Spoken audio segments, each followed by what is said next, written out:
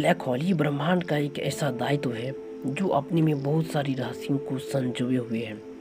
आइए आज उसके एक एक रहस्यों की पड़ताल करते हैं। ब्लैक होल के बारे में विस्तार से जांच करते हैं।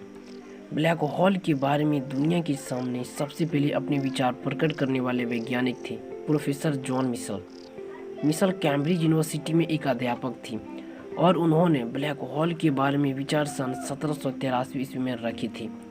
उसके बाद सन 1796 ईस्वी में फ्रांस के एक वैज्ञानिक पीटर साइमन ने अपनी एक पुस्तक the system of the world में ब्लैक होल के बारे में विस्तार से जिक्र किया। ब्लैक होल एक ब्रह्मांड का ऐसा पिंड है जिसका गुरुत्वाकर्षण इतनी प्रबल होता है कि उसके पार रोशनी भी नहीं जा सकता और अंतरिक्ष में उसके आसपास या उसके गुरुत्व घेरे में आने वाली हर चीज़ ब्लैक होल में निगल लेता है। सिर्फ इतना ही नहीं, ब्लैक होल के जितने नज़दीक जाते हैं उतने ही समय का प्रभाव कम होता जाता है और ब्लैक होल के घेरे के अंदर तो समय का कोई अस्तित्व ही नहीं है। तो चलिए जानते हैं इतना रोचक पिंड आखिर ब्रह्मांड में उत्पन्न कैसे होता है।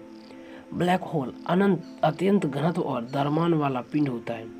ब्रह्मांड में किसी भी वस्तु को हम अगर कंप्रेस करके बहुत छोटी कर दें तो उसका द्रव्यमान और घनत्व से उसका गुरुत्वाकर्षण बल इतना प्रबल हो जाएगा कि उसके बाहर रोशनी का भी जाना संभव नहीं होगा और वो चीज़ ब्लैक होल कहलाएगी। यदि हमारे पृथ्वी का घनत्व बहुत बढ़ जाए और संपूर्ण पृथ्वी को कंप्रेस करके महज 0.5 सेंटीमीटर कर दिया जाए तो उसका गुरुत्वाकर्षण बढ़ जाएगा और वो ब्लैक होल हो जाएगी। पृथ्वी से 13 लाख गुना बड़े हमारे सूर्य को अधिक कंप्रेस करके एक छोटे से मटर के दाने के समान कर दिया जाए तो वह भी एक ब्लैक होल हो जाएगा। लेकिन याद रहे कि ब्लैक होल में द्रव्यमान की तुलना में घनत्व बहुत महत्वपूर्ण है। हम जानते हैं कि पृथ्वी और सूर्य इस तरह से संकुचित नहीं हो सकती क्योंकि ना तो पृथ्वी की द्रव्यमान और गुरुत्वाकर्षण बल इतना अधिक है और ना ही सूर्य का। लेकिन हमारे सूर्य से करोड़ों गुना बड़ा कोई तारा हो जिसका द्रव्यमान और घनत्व अपार मात्रा में उसमें मौजूद हो तो वो अपनी इन विशेषताओं से ब्लैक होल बन सकता है। अक्सर ब्लैक होल तारों के ही बनते हैं। तो आइए ब्लैक होल के निर्माण को समझने से पहले तारों की रचना कैसी होती है ये समझते हैं। दरअसल तारों का जन्म ब्रह्मांड की गैलेक्सीज में उपस्थित धूल और गैस से बने बादलों से होता है। ब्रह्मांड में धूल और गैस से बने इन बादलों को नीहारिका कहते हैं।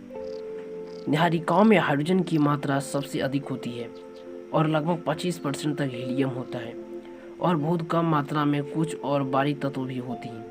जब धूल और गैस से बने इन बादल आने की नीहारिकाओं में घनत्व की वृद्धि होती है उस समय ये बादल अपने ही गुरुत्वाकर्षण के कारण संकुचित होने लगता है और उसके अंदर का ताप इतना बढ़ जाता है कि हाइड्रोजन के नाभिक आपस में टकराने लगते हैं और वो हीलियम के नाभिक का निर्माण करते हैं और गति तथा संकुचन के कारण वो एकजुट होकर गोली या लगभग गोली के समान आकार में परिवर्तित हो जाते हैं और इन प्रकार एक तारे का निर्माण होता है।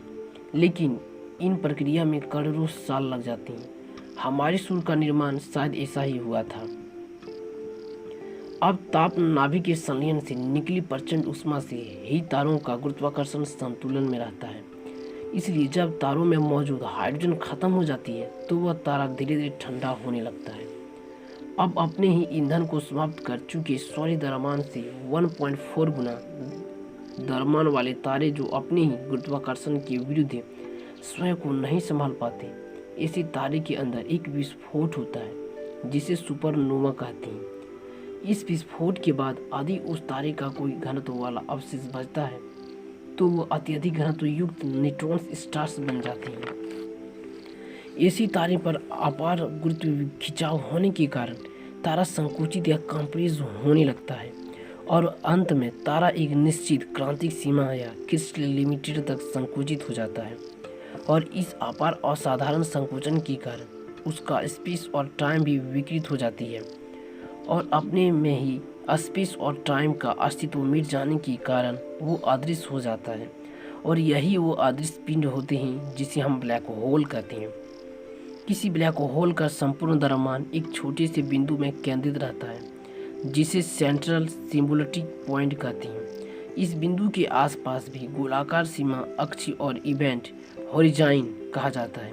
इस इवेंट होरिज़ोन के बाहर प्रकाश या कोई भी वस्तु भी नहीं जा सकती और जहाँ तक समय का भी अस्तित्व नहीं है, आइंस्टीन के special theory of the relativity के अनुसार इस ब्लैक होल के क्षैतिज से दूर एक निश्चित सीमा पर घेरे किसी परीक्षा की घड़ी अत्यंत मंद गति में और धीमी हो जाएगी और वहाँ का समय बहुत ही धीमी गति से चलेगी। याद रहे कि समय निरपेक्ष है और समय का बहाव ब्रह्मांड की विभिन्न जगहों पे अलग अलग गति से है। मतलब कि पृथ्वी पर जो समय चल रहा है, ब्रह्मांड में कहीं दूर उससे तेज या उससे धीमी समय चल रहा होगा। इसे टाइम डिल्यूजन कहते हैं। मानो या ना मानो, पर ये एक बहुत ही रोचक हकीकत है। ब्लैक होल की क्षितिज में आकर उसके अंदर गिरने वाली कोई भी वस्तु के अणु बिखर जाएंगे और वो धीरे धीरे अदृश्य हो जाएंगे और ब्लैक होल की घनत्व में किसी अज्ञात स्थान पर चली जाएगी, जिसके बारे में अब तक भौतिक वैज्ञानिक कुछ भी नहीं जानते हैं। ब्लैक होल के प्रकार। ब्रह्मांड में कई प्रकार की ब्लैक होल हैं जो अपने विशिष्ट गुणों से जाने जाते हैं।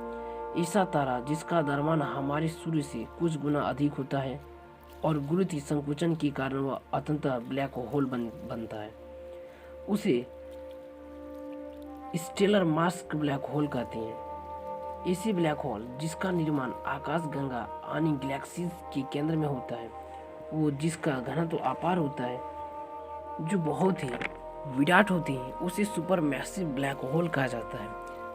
ऐसे ब्लैक होल का द्रव्यमान हमारे सूर्य से लाखों गुना ज़्यादा होता है। हमारी गैलेक्सी मिल्की वे के मध्य में एक सुपर मैसिव ब्लैक होल है जिसका द्रव्यमान हमारे सूर्य से 1 करोड़ ज़्यादा गुना बड़ा है। कुछ ऐसे भी ब्लैक होल होते हैं जिनका द्रव्यमान हमारे सूर्य से कम होता है और जिसका निर्माण गुरुत्वीय संकोचन के कारण नहीं, परंतु अपने केंद्र पदार्थ और ताप के संपीड़ित होने के कारण हुआ है। उसे प्राइमोर्डियल या स्मॉलर ब्लैक होल कहा जाता है। इन लघु ब्लैक होल के बारे में वैज्ञानिकों का मानना है कि उनका निर्माण ब्रह्मांड की उत्पत्ति के साथ हुआ होगा। भौतिक वैज्ञानिक स्टीफन हॉकिंग के अनुसार हम ऐसे ब्लैक होल का अध्ययन कर ब्रह्मांड की प्रारंभिक अवस्था के बारे में बहुत कुछ जान सकते हैं। आइए हम यहाँ ब्लैक होल के कुछ अन्य रोचक तथ्यों को भी संक्षिप्त में जान लेते हैं। ब्लैक होल वास्तव में कोई छेद नहीं होता, वो तो किसी मरे हुए तारे के अवशेष होते हैं। करोड़ों अरबों साल पुराने के बाद किसी तारे का अंत होता है और वह ब्लैक होल के रूप में जन्म लेते हैं। यहाँ पर याद रहे कि सभी तारे ब्लैक होल नहीं बनते हैं। कुछ तारों के अंत के बाद उनकी और अवस्थाओं में भी गति होती है, जिसे विस्तार से जानने के लिए आप हमारा एक और एपिसोड सूर्य आरंभ से अंत तक वीडियो को देख सकते हैं। ब्लैक होल अपने आसपास आने वाले की किसी भी अवकाशीय पिंड को भी नहीं छोड़ता है। वह ग्रह, लघु ग्रह, धूमकेतु, किसी तारे को, यहाँ तक कि पूरी गैलेक्सी को भी निगल सकता है। यहाँ पर ध्यान रहे कि ब्लैक होल अपने गुरुत्व घेरे में आने वाले किसी वस्तु को ही खींचेगा, उसके गुरुत्व घेरे के बाहर की वस्तु को नहीं खींच सकती। हमें आशा है कि आपको यह एपिसोड पसंद आया होगा। अगर आपको कोई प्रश्न हो या सुझाव हो तो कमेंट में ज़रूर बताएं। हम आपसे मिलते हैं अगले वीडियो में। तब तक के लिए धन्यवाद। आप सुरक्षित रहें, अपने परिवार को सुरक्षित रखें और हमारे चैनल को लाइक, शेयर एंड सब्सक्राइब ज़रूर करें। Take care.